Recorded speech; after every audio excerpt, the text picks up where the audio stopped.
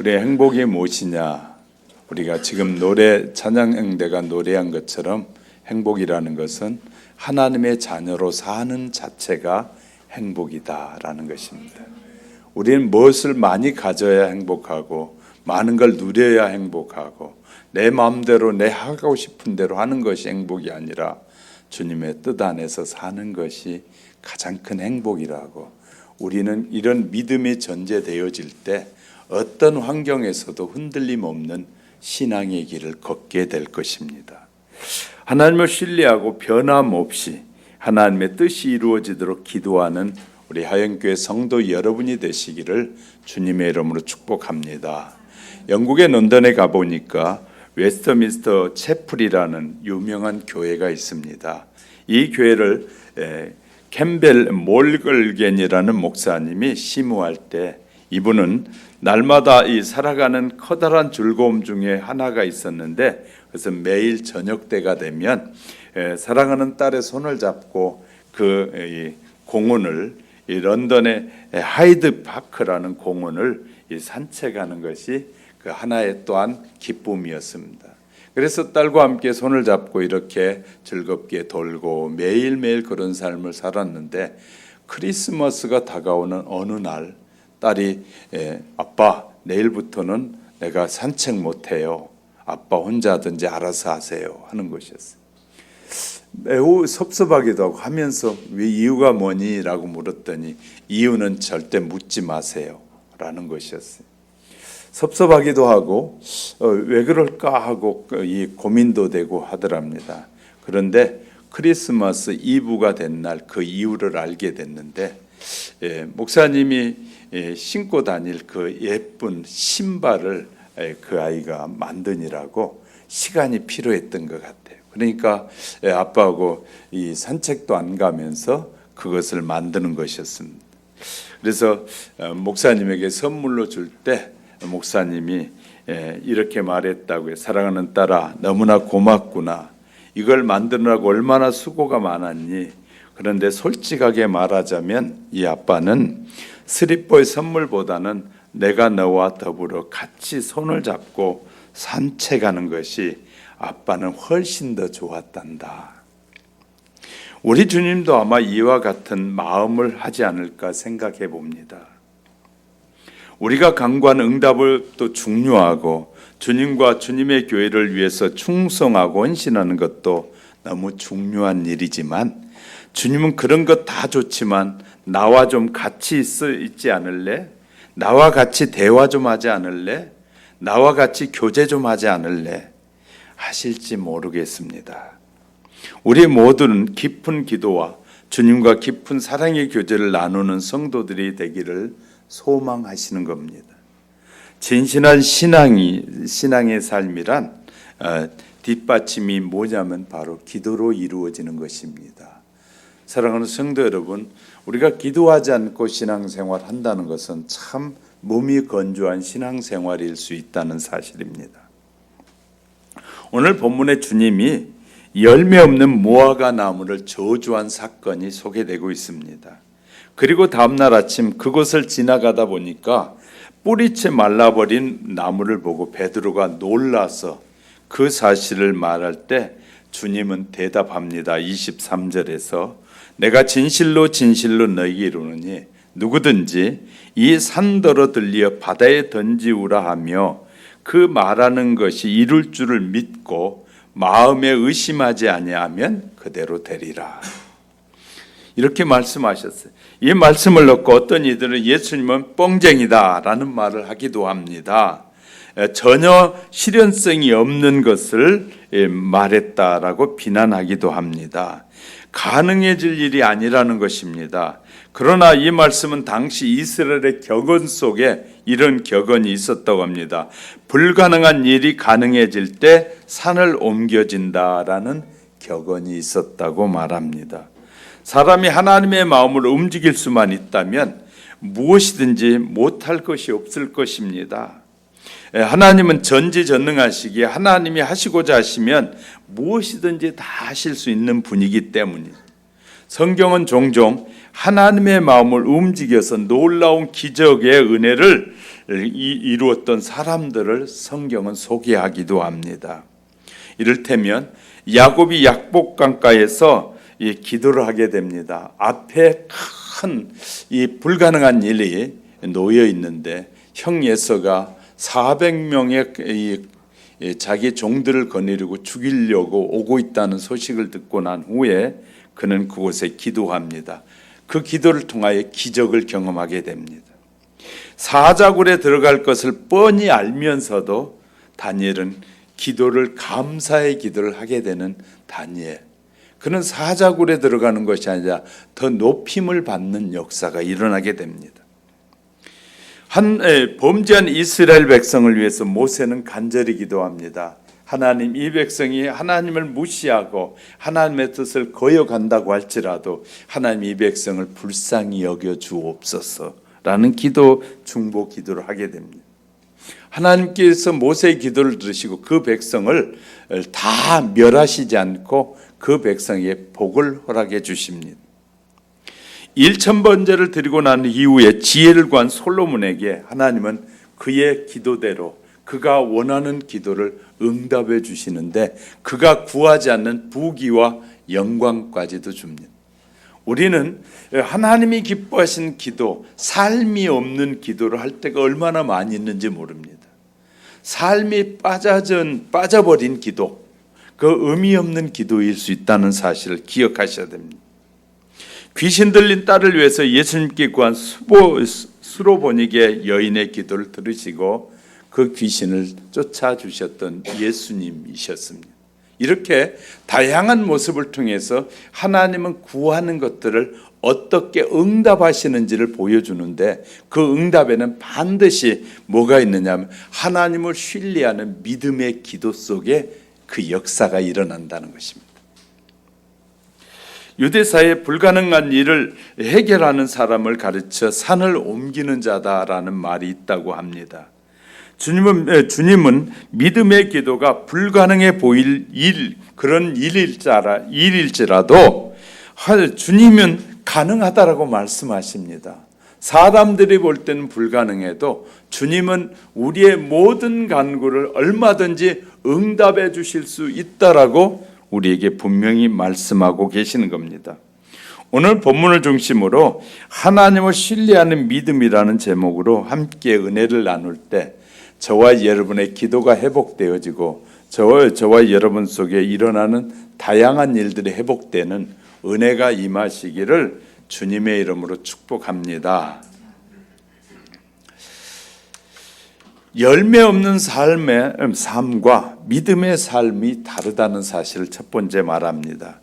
본문에서 주님은 두 가지 삶의 형태를 우리에게 교훈해 주시는데 열매 없는 삶의 형태입니다. 첫째는 이 신앙의 형태는 협의적으로는 당시의 유대 종교 지도자들에 속하였고 광의적인 면에서는 민족으로서 이스라엘의 전체에 속하는 내용입니다.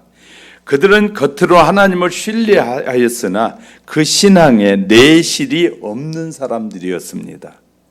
그래서 그런 사람들이 열매 없는 삶의 모습이었다. 신실한 신앙의 형태도 소개합니다. 이 신앙의 형태는 주님의 제자들에 속한 것을 말하는데 그 예수님을 따르는 그 무리에게 속한다는 것이죠. 이런 신앙이야말로 세상의 모든 불가능을 가능케 하는 것으로 죄인된 우리를 의인으로, 세속화된 우리를 의로운 성도로 만들어줄 수 있는 분이 바로 예수님임을 우리에게 말씀하고 있습니다.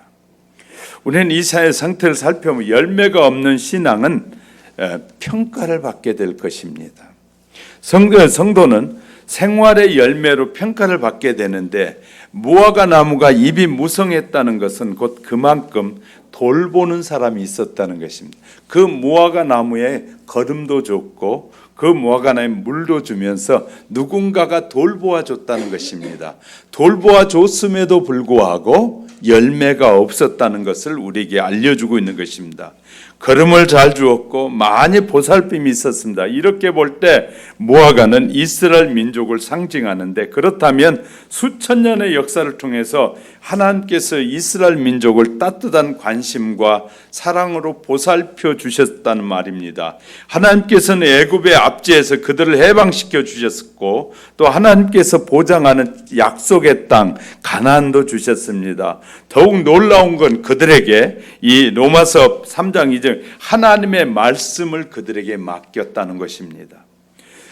자, 이렇게 놀라운 일들을 하나님 맡겨주셨는데, 하나님께서 이런 일을 맡았다는 사실로 그 사람을 평가하지 않습니다. 맡았다는 게 중요한 것이 아니라 그 일을 했느냐를 보신다는 것이. 하나님이 우리를 부르셨어요. 부르신 다음에 말씀하셔요. 말씀하신 걸 얼마나 우리가 믿고 따르느냐, 그 말씀에 순종하느냐, 그 순종하는 것을 보신다는 것이에요. 이스라엘 백성은 이렇게 긴 역사 속에 하나님이 때를 따라 돕는 은혜를 따라 수많은 기적을 보여주셨음에도 불구하고 그들은 뭐 했다는 거예요? 열매가 없는 삶을 살았다는 거예요. 열매 없는 모습. 겉은 아주 그냥 무성했는데 그 안에 주님이 원하시는 것이 하나도 맺혀지지 않았다는 거예요. 하나님은 저와 여러분을 수많은 사람들에게서 부르셨어요.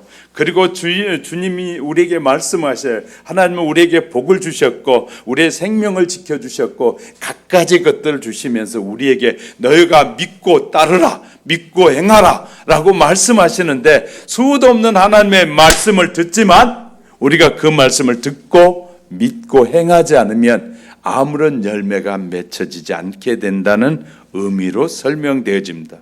그러면서 예수님 말씀하십니다. 마태복음 7장 20절, 이러므로 그 열매로 그들을 알리라. 열매로 그 사람을 평가하신다라고 말하고 있습니다. 그의 신실함을 평가하십니다. 신실한 성도는 마음뿐만 아니라 삶에서도 진실해져야 된다는 것을 우리에게 교훈하고 있는 것입니다. 열매 없는 자는 심판을 받을 것입니다. 예수님의 저주를 받았고 20절에 무화과 나무가 뿌리채부터 마른 것을 보고 하룻밤새 뿌리채 말라버렸습니다. 주님이 말씀하시면 순식간에 모든 일이 이루어집니다. 자연의 세계에서는 순식간에 이루어지지 않지만 주님의 말씀은, 하나님의 말씀은 당장에 이루어져 버립니다. 얼마나 하나님의 말씀에 능력이 있는지를 우리에게 말하는 것이에요. 사실 우리는 우리에게 두 가지 사실을 보여주셨는데, 예수님을 구속주로 믿을 뿐만 아니라 심판주이기도 하시다는 겁니다. 구속한, 우리를 구원하시고 살려내는 일도 하지만 하나님은 믿지 않는 자들에 대해서는 심판하시는 분이심을 우리에게 말하고 있는 것이죠. 이에 대해서 선구자였던 세례 요한은 일찍이 정확하게 예수님을 예언하기를 마태복음 3장 11절에서 12절에서 그는 성령과 불로 너희에게 세례를 주실 것이요 손에 키를 들고 이 자기의 타작마당을 정하게 하사 알곡을 모아 곡간에 들이고 쭉저기는 꺼지지 않는 불에 태우시리라. 주님은 믿음의 행위를 따라 심판하신다는 것입니다. 과목으로부터 주인이 기대하는 것은 이 훌륭한 이 제목이 아니라 풍성한 잎이 있는 그런 나무가 아니라 과실이라는 것입니다. 과실나무를 심을 때는 그 과실을 기대한다는 거예요, 주인이. 따라서 우리도 하나님의 나라도 하나님의 말씀을 받은 자들이 들어가지 못할 수 있다는 것입니다. 하나님의 말씀을 받기는 받았고 하나님의 말씀을 우리가 받았지만 그 말씀에 순종하여 좋은 열매가 맺혀지지 않으면 그의 나라에는 들어가기 어렵다는 사실을 주님은 우리에게 말씀하고 계신다는 거예요. 그러니까 교회에 나오는 것 너무너무 중요한 것입니다. 1차적으로 우리는 축복을 받은 사람입니다. 2차적으로는 저와 여러분이 하나님께서 우리에게 말씀하신 그 말씀을 따라 사셔야 되고 믿고 행하는 때 우리의 삶을 통해서 열매가 맺어지고 하나님이 영광을 받으신다는 것입니다. 교회 나오고 이제부터는 하나님의 말씀을 들어야 되고 그 들은 말씀을 믿고 그 들은 말씀대로 살아가게 될 때 그 다음에 하나님은 우리가 열매가 맺도록 하시는 분은 하나님이시다는 거예요. 할렐루야. 우리가 믿지 않고 사니까 우리의 삶에 열매가 맺혀지지 않을 수 있다는 그 사실을 우리는 기억하시기 바랍니다. 믿음으로 살아가는 신앙의 모습은 이 열매 없는 신앙과 다를 것입니다. 예수님께서 베드로가 황당히 하는 모습을 볼 때 보면서 하나님을 믿으라. 아니 어떻게 저런 일이 일어날 수 있을까? 주님이 어제 말씀하셨는데 오늘 벌써 잎사귀가 다 말라버리고 떨어지는 그 모습을 보면서 황당히 하는 그에게 예수님은 하나님을 믿으라. 하나님을 믿으라는. 이는 예수님이 이 말씀은 이런 의미를 담고 있어요. 하나님을 신뢰하고 믿으라는 거예요. 신뢰하고 믿으라. 이 말씀은 그 하나님께서 전능하시다는 사실을 믿으라는 말씀이기도 합니다.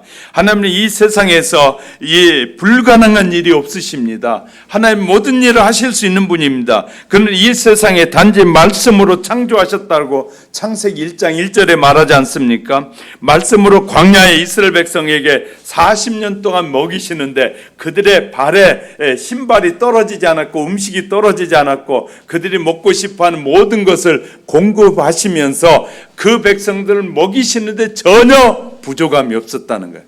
추위에는 이길 수 있도록 밤에는 불기둥을 주셨고 낮에는 더위를 피할 수 있도록 구름 기둥을 주시면서 하나님 그 백성들이 조금 더 부족함이 없도록 하나님이 채워주시는 하나님이었다고 말이죠. 그런 능력이 많으신 하나님이라는 사실을 믿으라는 것이 그는 전능하신 분이심을 믿으라. 또요 하나님의 약속을 믿으라는 것입니다. 이 말씀은 또한 하나님을 인격적으로 믿으라는 말씀입니다. 하나님을 모든 것을 대하시면서 거짓말을 할 줄 모릅니다. 하나님은 시견하지 않는 분입니다. 사람은 거짓말도 잘하고 남을 속이기도 잘합니다. 그러나 하나님은 시견하지 않으신 분입니다. 사람들처럼 자기가 한 말에 인해서 후회도 안 하십니다. 그래서 이스라엘 역사를 보면 하나님이 이스라엘 백성들에게 약속을 성취하지 않는 것이 없습니다. 몇 가지는 성취되지 않는 것이 있다면 그것은 앞으로 다가올 역사 속에서 그 일이 이루어지게 될 것입니다. 따라서 우리는 신실한 인격, 의로우신 인격을 믿으셔야 합니다.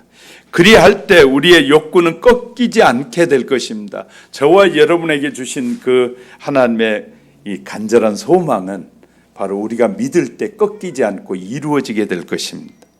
또한 이 신자는 불가능을 가능케 하는 믿음을 가지는 것입니다. 이 말씀은 또한 하나님이 세우신 전 인류를 위한 위대한 구원의 계획, 또 복음을 믿는다는 것입니다. 이 복음은 세상의 모든 불가능한 것을 가능하게 합니다.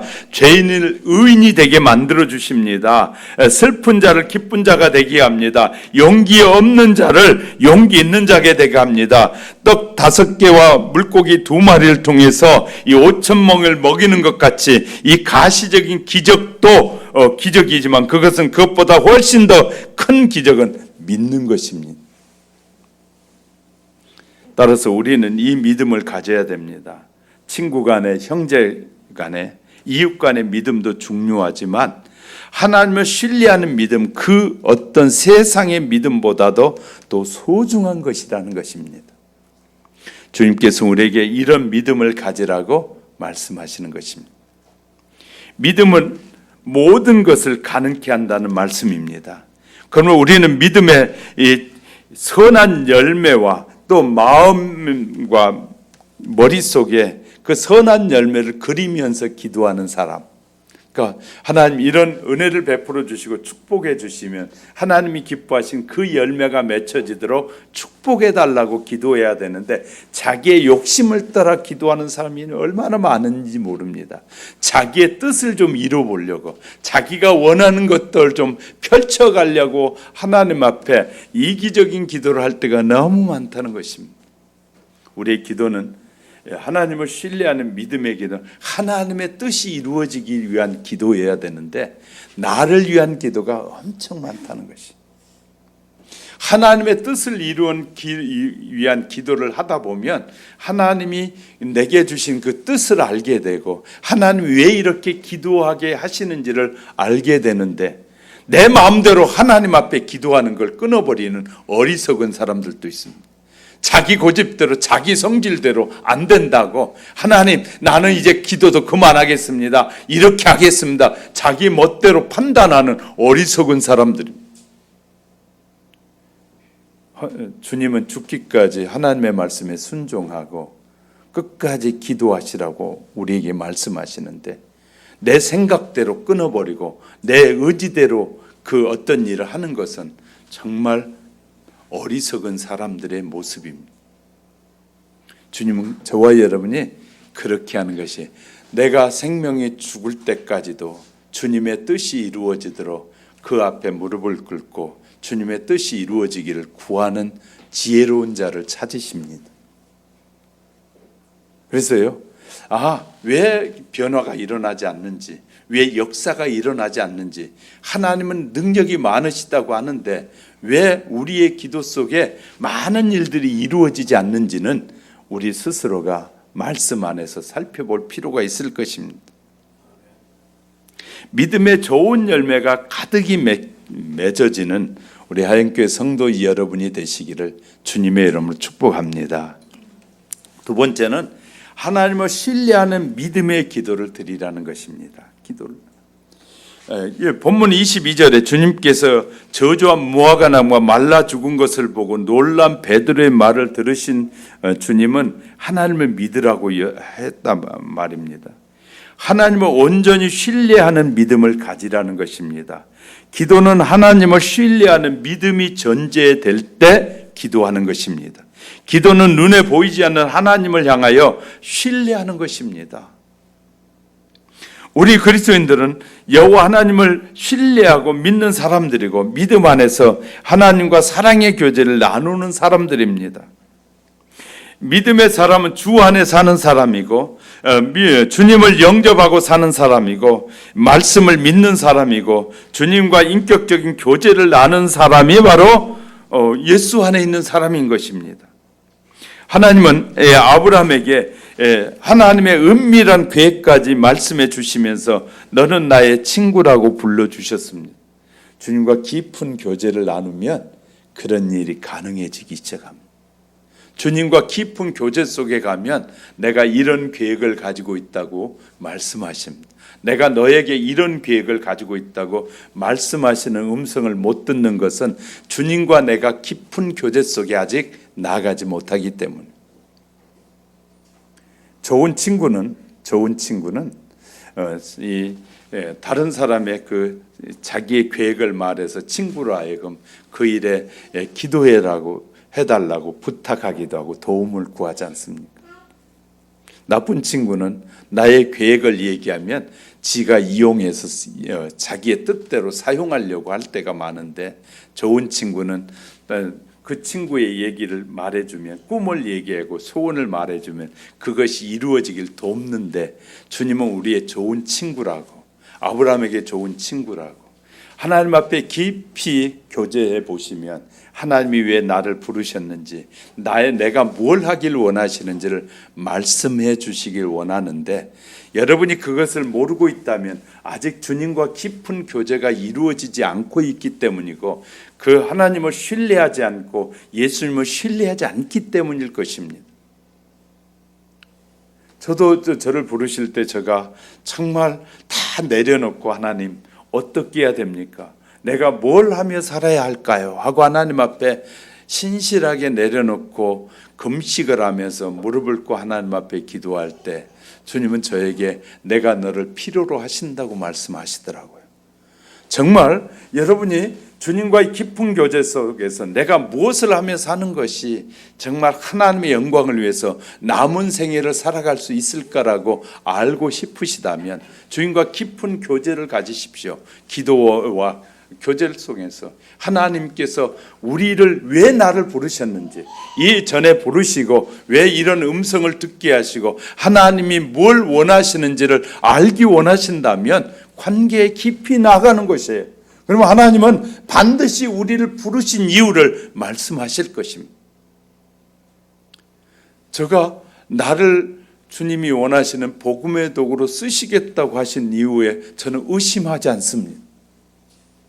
하나님이 나에게 말씀하신 바대로 저는 말씀에 순종하려고 애를 쓰는 것이에요. 그러니까 훨씬 목적이 분명해졌으니까 다양한 유혹에도 흔들리지 않게 되어지는 거예요.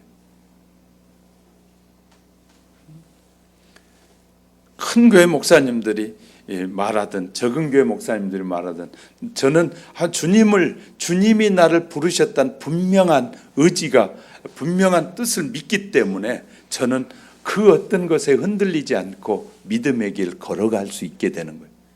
여러분도 마찬가지입니다. 하나님이 부르셨어요. 그러면 여러분이 이제는 하나님 앞에 나가셔야 돼요. 하나님, 나의 허물을 사해 주시고 정말 하나님이 원하신 뜻이 어디 있는지 나를 향한 하나님의 뜻을 발견하고자 힘쓰고 애쓰면 하나님은 가까이 오사 여러분에게 향하신 하나님의 뜻을 드러내 보여주실 것이고 알게 하실 것입니다. 그런데 여러분이 그 하나님의 뜻을 알고자 하는 의지가 없으니까 하나님이 아직 보여주시지 않는 것이죠.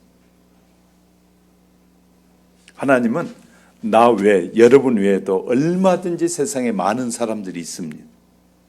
하나님께 하나님의 뜻을 알고자 하고 하나님의 뜻을 이루고자 하는 사람들은 수도 없는 사람들의 감동 감아주면 일할 사람들은 넘친다고 말해요.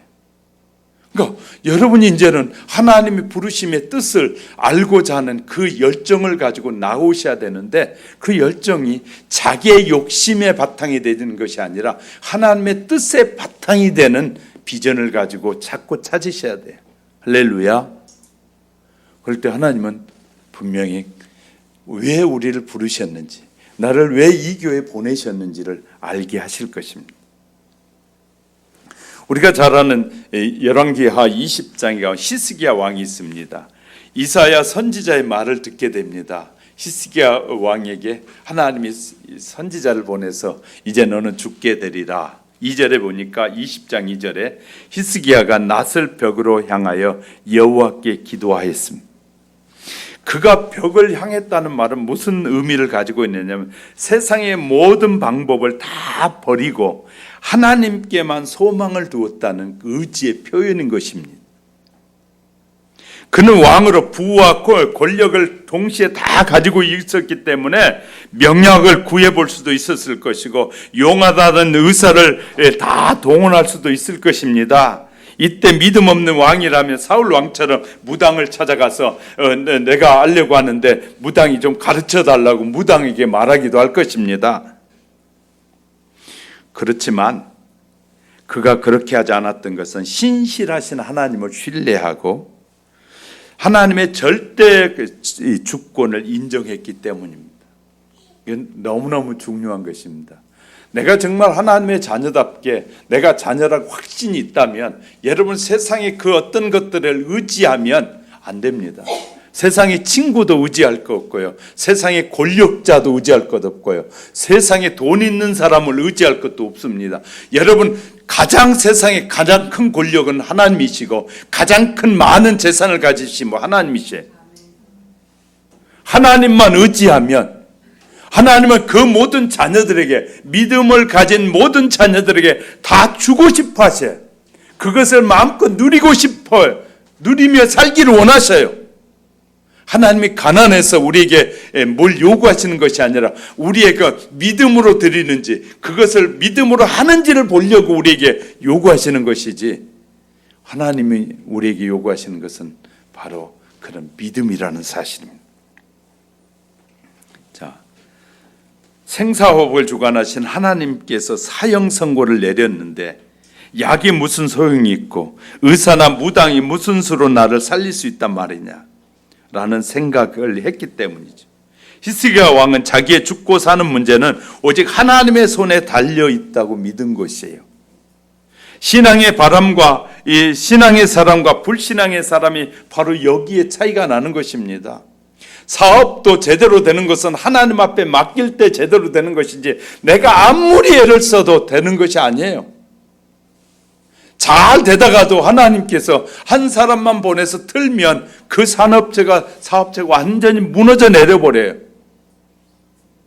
결국은 나를 일으키시고 세워가신 분은 하나님이라는 믿음을 갖길 원하시는 거예요. 왕은 신실한 믿음의 사람이었기 때문에 사형 선고를 받고서 하나님을 더욱 의지하게 됩니다. 그는 눈물로 간절하게 통곡하며 기도하기 2절 하반절에 그가 심히 통곡하였다. 왕이 통곡하는 그것은 체면 손상이 일이지 않습니까? 세상에 왕으로 세워놨는데 그 왕이 통곡하고 부르짖는다는 것은 체면에 손상하는 일입니다. 그러나 왕도 하나님의 통치를 받는 자요, 하나님의 심판 아래 있는 자요, 죽고 사는 것도 하나님에 달려 있는 자요, 하나님의 뜻에 순종하는 것이 마땅한 자임을 알고 통곡하며 기도하는 것이. 그래서 늘 말씀드리잖아요. 신자들이 세상의 지도자를 의지하고 세상의 지도자들의 말을 하나님의 말씀보다 더 믿는다면 그같이 어리석은 자가 없다고 말해요. 저의 말이 틀렸는지 맞았는지 성경을 읽어보십시오. 그들의 말은 더 신뢰하고 하나님의 말씀을 안 믿고 목사한테 목사님 저들이 얼마나 잘하고 있습니까? 그런 소리 할 때마다 참 저 사람 믿음이 없는 말 하는구나. 하나님의 말씀도 제대로 모르고 말하는구나. 목사한테도 대들면서요, 다 아는 것, 정치를 다 아는 것 같이, 세상을 다 아는 것 같이 말할 때마다 참 저 친구는 믿음이 없구나. 하나님을 믿지 않고 하는 말이구나. 그들을 믿는다고요? 그들은 언제든지 배신할 겁니다. 자기 말이 오늘과 내일이 달라질 것입니다. 하나님은 창조 때부터 지금까지 하나님의 말씀은 아직도 변함이 없어요. 그러나 우리의 주위에 있는 수많은 사람들은 얼마나 많은 말이 자기의 삶에 따라, 자기의 환경에 따라 말을 바꾸고, 그렇게 또 자기가 한 약속도 지키지 못한 채 그런 사람들을 신뢰하는 사람들이 얼마나 많이 있는지 몰라요. 그들을 신뢰하는 것에 10분의 1만 하나님을 신뢰해 보세요. 여러분 기적을 경험할 것입니다. 친구의 말을 믿는 것보다 하나님의 말씀을 10분의 1만이라도 믿어보세요. 여러분의 기적이 나타날 것입니다. 돈 있는 사람, 권력자들의 말, 지도자들의 말을, 세상의 지도자를 말하는 거예요. 그 지도자의 말을 믿는 것보다 그 하나님을 믿어보세요. 여러분에게 수많은 놀라운 역사들이 일어나게 될 것입니다. 우리 너무너무 하나님의 말씀 모르고 살아가는 사람들이 많습니다. 사람들 앞에 우는 것은 처량하고 비굴하고 초라하고 청승맞아 보일 수 있습니다. 그러나 하나님 앞에서 눈물은 하나님이 귀히 여기신다. 사람들 앞에 눈물을 흘리면 사람들이 너는 내 밑에야, 너는 아무것도 아니야 하고 우리를 비웃을지 모르지만, 우리가 하나님 앞에 눈물 흘리면 하나님은 하나님 앞에 회개하는 눈물 흘린 자를 너무너무 귀하게 여기시고 불쌍히 여기시고 응답하신 하나님. 사람들 앞에 눈물 흘리는 것은, 그래서 저는 사람들 앞에 눈물 안 흘립니다. 부자 앞에서도 없다고 말 안 합니다. 나는 부자라고 말합니다. 왜냐하면 우리 아버지가 부자니까. 제가 말합니다. 수백억 가진 사람들이 뭐라 그러면 우리 아버지는 이루 말할 수 없는 부자입니다. 왜? 그들의 돈은 하나님이 명하시면 한순간에 다 가져가 버릴 수 있어요. 우리는요, 좀 영적인 눈이 열려서 하나님이 어떤 분이신가, 예수님이 어떤 분이신가, 성령님이 어떤 분이신가를 알면 자신감이 생겨요. 세상이 그 누구 앞에서 굴려갈 필요가 없습니다. 왜냐하면 내가 하나님 앞에 구하면 하나님은 저의 기도를 들으시는 분이시니. 그래서요, 저는 부자 앞에서도 기 안 죽고 그 누구 권력자 앞에서도 당당한 것입니다. 지도자도 잘못하면 제가 지도자가 잘못한다고 말하는 이유가 거기에 있습니다. 왜냐하면 그보다 더 위대하신 하나님이 나의 아버지고 나에게 이 귀한 일을 하라고 맡겨주신 분이 나는 더 소중하기 때문에 그분의 말 한마디면 온 세상이 바뀔 수 있는데 그분을 의지하는 내가 세상 사람들, 세상 지도자들한테 막 얽매이고 살아갈 이유가 어디 있겠습니까? 좀 우리가 믿는 하나님에 대한 신뢰가 부족하면 하나님보단 자꾸 세상의 사람들을 신뢰하게 되는데 우리가 하나님을 의지하는 믿음이 분명해지면 그들을 의지하지 않아도 하나님 우리의 사는데 전혀 지장 없이 하나님이 책임지셔요. 할렐루야. 저와는 여러분 이런 믿음을 가지셔야 됩니다. 대부분의 다른 왕들처럼 바알을 섬기고 다른 대부분의 왕들 바알을 섬겼고요. 타락해서 하나님을 떠난 삶을 살았습니다. 아무리 그런 삶이 통곡하고 야단 법석을 떠도 하나님의 마음은 요동치 않습니다. 그러나 다른 왕들과는 달랐다는 사실입니다. 분열 왕국 시대 신앙의 암흑기의 왕으로 세워졌는데 그때 바알과 아세라를 하나님과 함께 섬기는 영적 간음을 이스라엘 백성들이 온 나라가 그 짓을 하고 있었습니다. 그런데 히스기야가 왕이 되자 즉석에서 종교개혁을 일으키면서 나라 안에 있는 모든 우상을 철폐하게 됩니다. 여러 모양의 산당과 주상을 깨트려 버립니다. 아세라 목상을 찍어버립니다. 여호와 앞에서 정직히 행하고 하나님만을 의지하며 통치하게 됩니다. 왕은 이 기도할 때 그런 자신이 이렇게 하나님의 말씀대로 살려고 애썼음을 하나님 기억해 주옵소서. 이렇게 기도할 때 하나님은 그 기도를 들으시고 뭐 하셔요? 그의 생명을 15년 연장시켜 주시면서 통치의 기간을 연장시켜 주신 하나님. 우리의 기도가 응답되지 않은 많은 것 중에 하나가 있다면 말씀대로 자기는 살지 않으면서 자기의 욕심을 위해서 기도하는 기도에 하나님이 별로 반응하시지 않을 것입니다. 하나님을 기쁘시게 하는 일을 아무것도 하지 않으면서 몸만 달라고만 그 기복주의 신앙을 가지고 우리가 기도하게 되니까 우리의 기도가 응답되어지지 않는 것이. 하나님은 하나님의 기뻐하신 뜻대로 우리가 행하고 살면 구하지 않는 것까지 다로 주시는 분이에요. 그래서 야고보 사도는 1장 17절에서 온갖 좋은 은사와 온전한 선물이 다 위로부터 빛들의 아버지께로부터 내려오나니 그는 변함도 없으시고 회전한 그림자도 없으신 분이라고 우리에게 말씀하셔요. 모든 것이 복은 하나님에게서부터 주어지는 거예요. 우리에게 삶에 필요한 모든 삶의 축복은 위로부터 우리에게 부어지는 것이라고 말씀하고 있지 않습니까?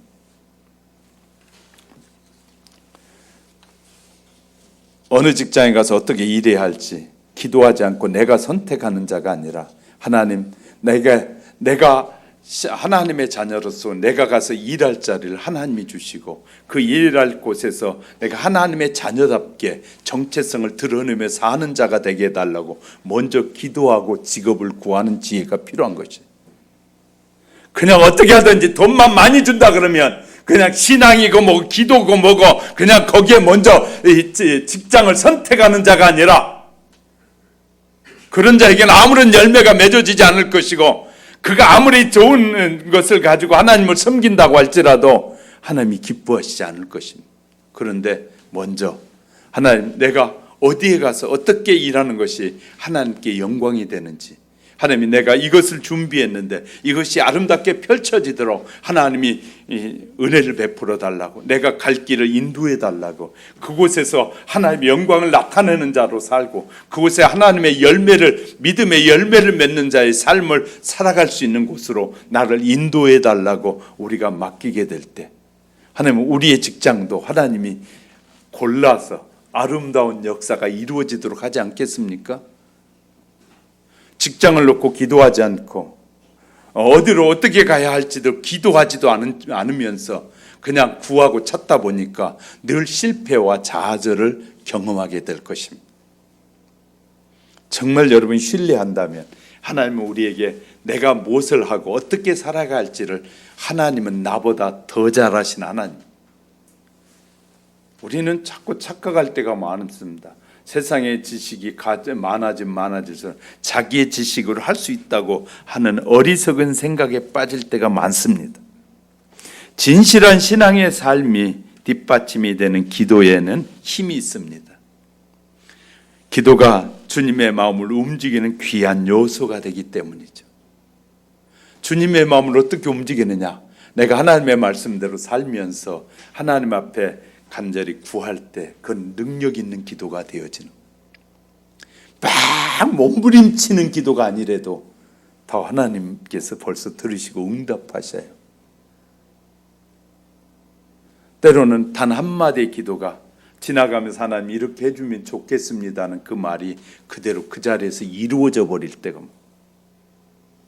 왜? 내가 하나님의 말씀대로 살고 있기 때문에. 할렐루야. 내가 하나님의 말씀대로 믿고 살지 않으니까 아무리 욕심을 부려봐도 안 되는 거예요. 그건 뭘로 나타난다고? 열매로 드러나게 된다는 거예요. 사랑하는 성도 여러분, 성도는 평소 우리의 바른 신앙생활이 하나님 앞에 얼마나 소중한지를 아셔야 됩니다. 우리가 하나님의 말씀대로 살고 이 혼란하고 복잡한 세대 속에서도 변함없이 하나님을 붙잡고 사는 사람, 너무너무 중요하지. 엘리야 시대에 수많은 사람들이 이 왕의 권력 앞에 그냥 꼼짝 못하고 살아갈 때 하나님께서는 그때 엘리야에게 말씀하시길, 내가 그 왕의 권력과 그 왕의 우상 앞에 절하지 않는 7,000명을 내가 숨겨놓았다. 우리는 우리의 생각대로 하나님이 나 외에는 하나님을 섬기는 자가 없습니다. 헛소리 할 때가 참 많을 수 있어요. 우리가 하나님 앞에 어떻게 살아야 되는지, 진실한 삶을 살고 정말 하나님을 신뢰하는 삶을 살면 하나님은 반드시 우리가 신뢰한 만큼 하나님 우리를 돌보실 것이고 지키실 것이고 책임지신다는 하나님이셔요. 할렐루야. 이 약속이 저와 여러분 속에 이루어지시기를 주님의 이름으로 축복합니다.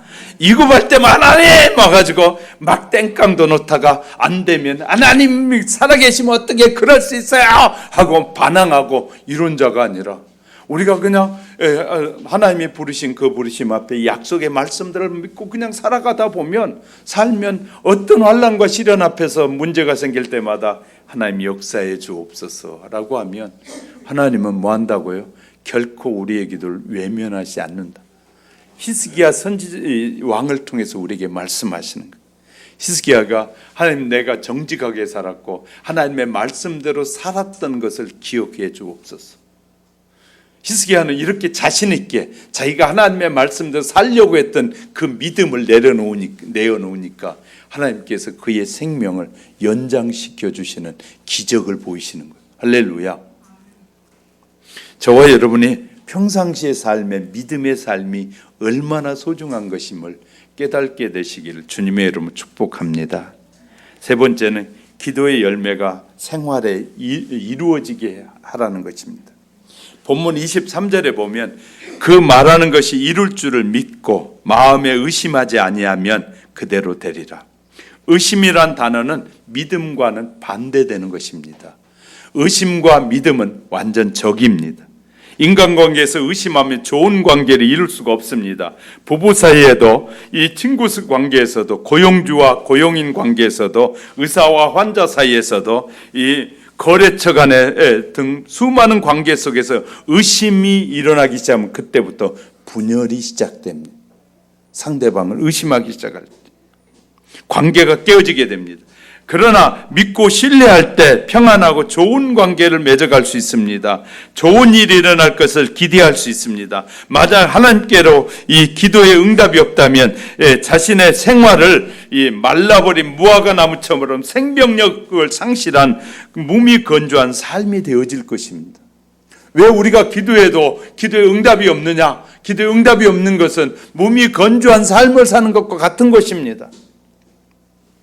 하나님은 살아계셔서 오늘도 단 한 번도 이 우주에 돌아가는 것을 다 관찰하시면서 다 살피시는 하나님이신데, 우리의 기도에 응답이 없는 것은 매우 몸이 건조한 것입니다. 왜냐하면 성도의 기도는 세상의 어두운 세력에 대항할 힘을 주는 것이거든요. 우리에게 기도를 통해서 하나님은 우리에게 세상을 이길 수 있는 힘을 주시고, 또 안으로는 거룩한 삶을 살아갈 수 있는 방편이 되기도 하고, 말라버린 무화과 나무 옆에 제자들에게 기도 훈련을, 기도 교훈을 가르쳐 주신 주님의 깊으신 뜻을 우리가 상고해 볼 필요가 있다고 말이죠. 24절에 기도하고 구하는 것은 받은 줄로 믿으라 하신 것은, 진실한 믿음 안에서 기도하는 것은 모두 응답해 주신다는 약속입니다. 믿음으로 구하라는 것은 올바른 믿음의 기도를 드리라는 것입니다. 이게 사사로운 정욕이 아니라 하나님의 영광을 위한 기도를 하라. 또 인간적인 신념이 아니라 하나님의 약속을 근거하여 기도하라. 보상이 아니라 하나님의 은사를 사모하는 마음으로 기도하라는 것입니다. 하나님의 뜻이 은사를 통해서 이루어져 가도록 하나님 모든 사람들에게 은사를 주셔요. 개인에게 보통 2가지에서 3가지 정도의 은사가 주어지고요. 일반적으로 어떤 사람 5, 6가지 은사가 주어진 사람도 있습니다. 그래서 미국의 어느 목사님들이 연구를 깊이 해가지고 각자에게 주어진 은사가 무엇인지를 구체적으로 이렇게 테스트를 통해서 자기 은사를 그냥 발견하지 못한 사람을 알아갈 수 있는 그런 여러 가지 이제 질문지를 만들어서 알려주기도 합니다. 우리 교회는 그 전에 했었는데 안 하신 분들이 있으면 아직도 자료가 있으니까 해볼 수 있습니다. 나에게 어떤 은사를 주셔서 하나님이 어떻게 객관적으로 평가해 볼 수 있는 것이죠. 대부분 우리는 주관적으로 내 생각으로 말할 때가 많은데, 객관에 표현되어진 우리의 삶의 표현을 통해서 내게 어떤 은사가 주어졌는지를 분명히 안다면 우리가 믿음의 길을 걸어가는데 아주 필요한 도움이 될 줄 믿습니다. 또요, 기도하고 구한 것은 받은 줄로 믿으라는 말 속에는 용서하고 기도하라는 것입니다. 응답받기를 원하신다면 25절, 기도할 때 아무에게나 혐의가 있거든 용서하라. 말씀은 이 사랑의 이 마음으로 드리는 기도여야 한다는 것입니다. 기도를 하긴 하는데 미움이 아직 있고 원망이 있고 좌절한 마음이 있고, 그래 언제 두고 보자, 내가 뭔가 반드시 너에게 갚으리라, 그런 생각을 가지고 기도하면 하나님이 듣지 않으신다는 거예요. 특히 용서를 말하고 있는 것은, 용서는 기독교 사랑의 본질이에요. 그리고 기독교의 이 사상의 이 기독교의 이 수단이기도 합니다. 요한일서 4장 9절부터 시작, 너희가 모든 죄를 너희가 고백하면 하나님은 사하신다고 그랬거든요. 용서하신다고 해요. 그리고 우리를 부끄럽게 하시지 않는다는 것이에요. 악한 이웃을 위해서 용서와 사죄의 간구를 하나님께 올릴 수 있는 그 마음의 자세가 벌써 하나님의 응답을 사모하는 사람의 삶이라는 거예요. 많은 사람들이, 상처가 많은 사람들이 막 하나님 앞에 땡깡을 놓으면서 기도할 때가 많거든요. 근데 응답이 안 돼요. 왜냐하면 용서하지 않고 구하기 때문에. 그 말에는, 그 마음속에는 언젠간 내가 보복하리라는 마음이 깔려 있기 때문에. 그는 잘 되면 보복합니다. 그렇기 때문에 하나님께서 안 주시는 거예요. 그러니까 반드시 하나님 앞에 기도하다가 그런 마음이 생각나면 뭐 하라는 거예요? 용서하라는 거예요. 먼저 용서하고 와서 하라는 거예요. 기도하라는 거예요. 하나님이 생각나게 하시는 것은 가서 행하고 와서, 그것도 믿음이라는 거예요. 가서 예를 들어 용서를 하고 오는 것 자체가 벌써 믿음인 것이. 할렐루야. 그러니까 주님은 다양한 모습으로 우리의 믿음을 테스트하기도 하셔요. 우리의 믿음을 드러내길 원하셔요. 그래서요, 많은 기도가 걸려 있는 것이 뭐냐면 용서하지 않는 것 때문에 걸려 있을 때가 많아요. 수많은 기도가 용서하지 않는 마음을 가지고 하는 기도 속에서 하나님이 응답하시지 않는다. 우리가 이제 이거 너무너무 소중한 것들을 배워야 할 것입니다. 또한 삶 전체로 드려야 한다는 것입니다. 주님의 마음을 용서해서 기도의 응답을 원한다면 그리하여야 그리하여야 하늘에 계신 너희 아버지도 너희의 허물을 사해 주시리라. 우리는 그러면 완전한 사람이냐? 나도 허물이 많아. 그러면서 다른 사람을 용서하지 않아요. 그래서 제가 말씀드리면 적폐는 아주 나쁜 짓인데 그러고 말하잖아요. 적폐는 아주 성경적으로 보면 나쁜 짓이거든요. 용서하지 않고 그러면 언젠간 자기도 적폐가 되고 마는 거거든요. 그렇기 때문에 벌써 지도자들이 무슨 말을 하느냐에 따라 저 사람 틀렸다, 비전이 있다 없다 알게 되는 거예요. 성경을 많이 알게 되고 성경의 말씀을 제대로 알면 저 사람이 희망이 없다는 걸 보게 되는 거예요. 무슨 말인지 이해되셨어요? 그런 분별력도 없는 사람들이 하나님을 믿는다고 하면서 세상의 지도자를 의지하게 될 때 성경적으로 성경을 아는 목사 입장에서 볼 때는 믿음이 있는 것으로 보이겠어요? 없는 것으로 보이겠어요? 적폐를 좋아한다고요? 남을 고수하고 남을 정죄하는 것을 성도가 그 마음을 쾌감을 갖고 그것에 희망을 건다고요? 그는 아직 그 마음에 믿음이 없다는 말을 스스로 하고 있는 것이에요.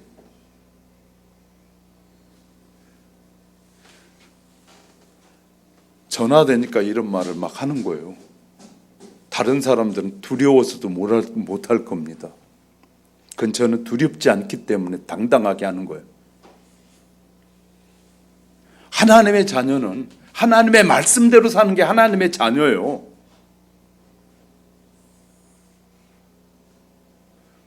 예수 믿는 사람들은 세상 사람들에게다 희망을 걸지 마세요.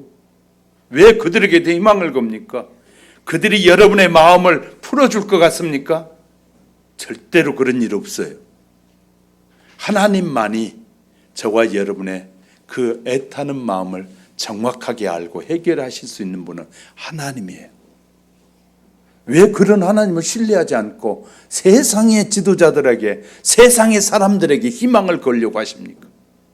가장 가까이 오셔서 가장 우리를 만드시고 가장 우리를 잘 아시는 하나님이 도와주시겠다고 말하는데 그분은 신뢰하지 않고 제일 멋대로 살아가고 남을 핍박하고 남에게 수많은 이 적폐를 하는 그런 사람들을 의지하냔 말이에요.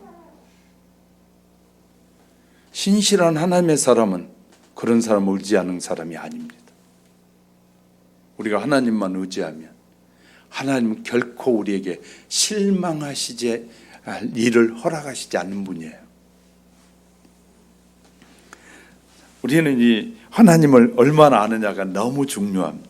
그래서 여러분이 교회에 와서 설교를 통해서 듣고 배우는 것이 대부분이 하나님이 어떤 분이신지, 예수님이 어떤 분이신지, 성령님이 어떤 분이신지, 무슨 일을 하시는지, 어떻게 그 세상을 이끌어 가시고 어떻게 어떤 자들을 복을 주시는지를 다 가르쳐 주잖아요.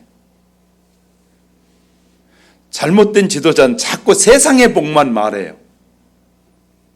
타락한 지도자는 세상의 복만 말해요. 그리고 그것에 누리려고만 해요. 그러나 온전한 하나님의 지도자들은 세상의 복이 아니라 하늘의 복을 말하는 것이에요. 하늘의 복을 받으면 자동적으로 세상의 복은 거저 주어지는 것이. 잘 아시죠? 대통령의 자녀가 되면 자녀로서의 특권이 누려지잖아요. 사장이 되면 사장의 자녀들은 지들이 아무것도 수고하지 않았음에도 불구하고 아버지가 만들어 놓은 그걸 마음껏 누리잖아요. 이해가 되셨으면 좀 아멘 합시다. 권력이 주어지고 난 다음에 그 권력을 뭐 하게 됩니까? 자식들은 가만히 있으면서 지가 한 일을 아무것도 없으면서 누리잖아요. 그래서 세상 사람들은 그거 싫다고 다들 난리 아니에요. 아버지가 회장이었어요. 그러니까 자녀들은 지는 맨날 놀고 처먹고 그 헛된만 했음에도 불구하고 그걸 받아 누리잖아요. 근데 우리가 하나님의 자녀가 되면, 내가 하나님의 자녀를 신뢰하고 확실한 자녀가 되면 하나님께서 가지고 계시는 모든 것을 누릴 수 있는 권한이 우리에게 주어진 것이에요. 할렐루야. 세상과 비교될 수 없다니까요. 하나님을 우리가 바르게 알면 세상과 비교될 수 없는 평안을 누리고 기쁨을 누리고 행복을 누리게 되는 거예요. 근데 하나님을 제대로 모르는 것이 얼마나 큽니까? 수십 년을 다녀도, 교회를 다녀도 하나님을 잘 모르는 거예요. 하나님이 어떤 분인지, 하나님이 어떻게 역사하시는지, 하나님이 어떻게 구하는 자에게 주시는지를 모르고 그냥 듣는 것으로만 끝내버리면 믿음이 자라지 않고, 들은 말씀을, 깨달아진 말씀을 내가 실천하게 될 때 믿음이 자라기 시작할 겁니다. 할렐루야.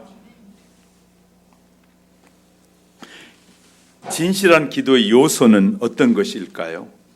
진실한 기도의 요소는 25절에 보면 서서 기도할 때라고 하셨는데, 당시 종교 지도자들은 성전이나 시장 근처에서 서서 기도하기를 좋아했어요. 그 이유는 자신의 경건함을 자랑하고 싶었다고 누가복음 18장은 말하고 있어요. 주님은 이렇듯 위선적이고 의식적인 기도 행위를 꼬집었어요. 그러면서 진실한 기도에 대해서 교훈하셨는데, 주님의 마음을 움직일 수 있는 진실한 기도는 회개로부터 시작이 돼야 됩니다. 회개 기도. 자기가 얼마나 죄인인지, 그래서 남 속에 있는 티는 보면서 자기 눈 속에 있는 들보는 보지 못한 그 들보를 보고 회개하는 자. 그래서 가장 주님의 진실한 기도 속의 첫 번째 예조는 회개하는 마음의 기도예요. 회개하는 마음으로부터 시작하는 기도. 자기를 먼저 들여다보는, 남을 보기 전에 하나님과 나와의 관계에서 자기를 가장 먼저 들여다보는 지혜가 필요한 거예요. 하나님이 우리에게 은혜 주시면요, 막 성령의 역사가 막 집회를 통해 일어나면 뭐합니까? 통회하는데 가장 먼저 죄를 자백하는 일이 시작돼. 그러니까 우리가 하나님의 말씀을 듣고 우리는 이성과 지성을 가졌으니까 우리 하나님 앞에 여러분 스스로 깨달아진 말씀을 근거하여 하나님이 나의 잘못을 회개하는 것이 필요해요. 우리가요, 입으로 그냥 생각으로 회개하는 거 하나님 기뻐하시지 않아요. 우리가 입을 열어 회개하길 원해서 입을 열어 회개할 때 우리의 죄가 우리의 속에서부터 밖으로 나가기 시작합니다. 입 다물고 회개 기도하는 거 회개 기도 아니에요. 반드시 우리가 입을 열어서 하나님, 내가 이런 죄를 지었습니다, 이런 잘못을 범했습니다, 이렇게 우상을 숭배했습니다, 하나님을 기뻐하지 않는 삶을 살았습니다. 우리가 무슨 일에 실패가 있을 때는 반드시 원인이 있는 것이에요. 우리가 우상에게 절을 하고 세상의 것들을 막 절을 하면 우리의 삶에 꼬이기 시작하는 거예요. 왜? 하나님의 말씀대로 우리가 살지 않으면 그의 자녀들을 사랑하기 때문에 문제가 꼬이기 시작하는 거예요. 하나님의 자녀인 내가 우상에게 절하면 하나님이 보실 때 어떨까요? 우리는 우상에게 절한 거, 이런 것들을요, 하나님 앞에 회개하셔야 돼요. 내 돈만을 너무 좋아한 것, 세상 것들 좋아, 정욕을 너무 좋아한 것들, 하나님 앞에 회개하셔야 돼요.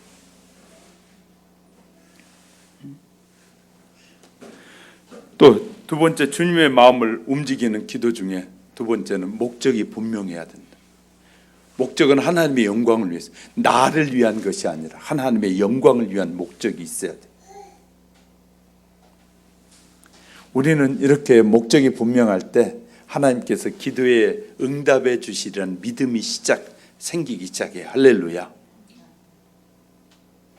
사랑하는 우리 하영교회 성도 여러분, 저는 가능하면 세상 사람들을 의지하지 않고 진리만을 말하려고 애쓸 테니까 여러분 저를 위해서 기도해 주시고, 제가 말씀하는 이 말씀들을 여러분이 듣고 믿고 행하시기 바랍니다. 그러면 저도 하나님 앞에 축복이 될 것이고 여러분도 축복이 될 것입니다.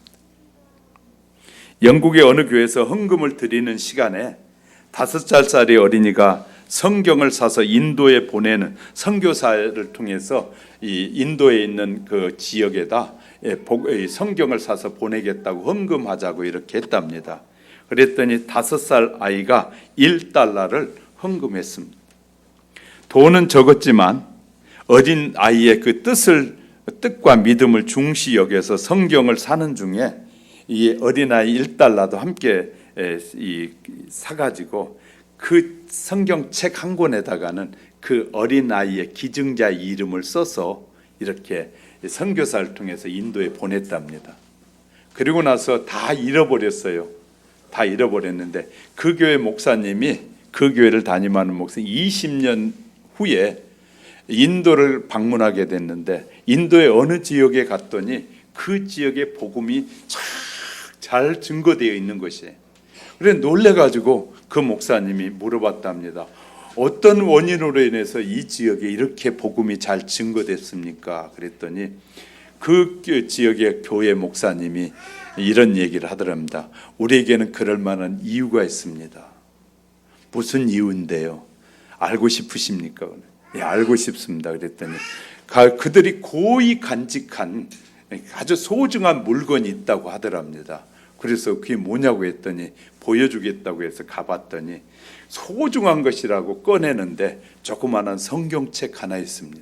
성경책을 딱 펼쳐보니까 세상에 20년 전에 5살짜리 아이가 성경을 보낸다고 할 때 헌금해서 보낸 그 이름이, 아이의 이름이 거기에 쓰여 있었는데 이 성경 때문에 우리 지역의 사람들이 예수 믿게 됐습니다. 목사님이 너무너무 깜짝 놀란 것은 단 1달러, 우리는 쉽게 여길지 모르지만 그것을 통해서 적은 수고가 수많은 영혼들을 살리고 있더라는 거예요. 적은 금액이지만 그 금액이 헌신되어질 때 수많은 영혼들이 살아나고 있다는 사실을 발견했다. 우리는 쉽게 여길지 모르지만 하나님, 우리가 믿음으로 헌신한 그 헌신이 반드시 어디엔가는 열매를 맺게 할 것입니다. 할렐루야.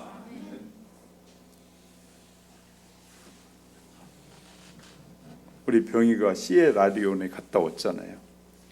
촌에 가서 힘들고 막 그런 곳에 가서 우리가 뿌렸던 복음이 언젠가는 싹이 나고 또 자라서 꽃을 피고 열매를 맺게 되는 것처럼 저와 여러분이 하나님 앞에 믿음으로 드린 예물들이 다 어느 날인가 이 싹이 나고 자라고 꽃을 피고 열매가 맺게 될 것입니다. 이 교회에 와서 여러분이 하나님 앞에 드려지는 여러분의 시간, 여러분의 정성, 여러분의 물질, 하나님은 다 받으실 것입니다. 그리고 하나님께서 그것에 열매가 맺도록 축복하실 것입니다. 우리가 믿음으로 드렸느냐, 그냥 내가 그냥 의미 없이 드렸느냐의 차이가 다를 뿐이죠. 그래서 우리 교회도 적지만 우리가 선교하려고 애를 쓰고, 선교회를 제가 맡은 이상 저는 그렇게 생각합니다. 안 되면 어떻게든지 우리 선교회가 돌아갈 수 있든 내가 책임을 맡은 이상은 우리가 더해서라도 이 선교회가 돌아가게 하리라. 저는 그런 것이에요. 그러니까 다른 데가 뭐 줄어들어서 부족하고 못한다면 우리 교회에서라도 좀 더 감당해야겠다. 그래서 내년도에는 조금 더 우리가 더 이 선교비를 내서라도 하고 나면 그 다음에 하나님은 우리가 주님을 일을 위해서 하늘 때 하나님이 채워주시리라는 믿음이 저에게는 있어요. 저에게 있는 믿음이 여러분에게도 있어지길 주의 이름으로 축복합니다. 하나님은 우리가 조금 더 하리라는 그 마음에 믿음을 갖고 살고 그렇게 하게 될 때 하나님이 채워주시는 하나님이시오. 사랑하는 성도 여러분, 우리의 이 적은 헌신이, 적은 수고가 큰 불을 일으키는 불씨가 될 수 있다는 사실입니다. 우리 모두 의심치 않는 믿음의 기도를 통해서 하나님이 일하시는 놀라운 역사를 경험하게 되시기를 주님의 이름으로 축복합니다. 말씀을 정리합니다. 하나님은 마음을 다하고 성품을 다하고 정성을 다해 섬김과 이 변함없는 기도를 통해서 하나님의 뜻이 이루어질 것입니다. 하나님께서 수고하고 헌신하는 모든 우리의 헌신과 수고를 다 기억하시고 열매가 맺게 하실 것입니다. 우리 하나님을 신뢰하는 믿음의 기도가 저와 여러분 속에 계속 이어져 갈 수 있도록 하나님께서 이 시간에 큰 은혜 주시기를 주님의 이름으로 축복합니다.